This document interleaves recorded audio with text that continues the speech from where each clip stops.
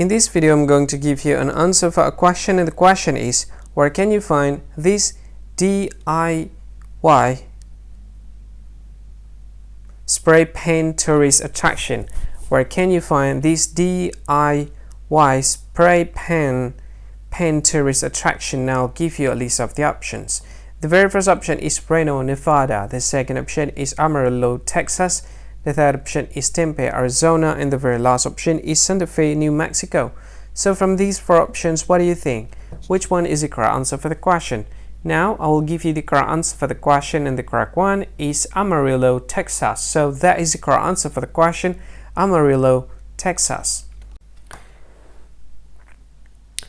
Hi, thank you so much for watching this video. If you find this video is very useful, you can help this channel to grow by simply click this subscribe button. You can subscribe on this channel.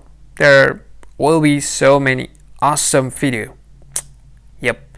And don't forget to click this like button as well if you like this video, and if you find this video is not really helpful for you, or you don't really like it too much, maybe you can click this one, but I highly not recommend you to click to this one because this one is not cool. Anyway, if you want to share this video to your friend or to anyone, you can just go ahead, click this share button.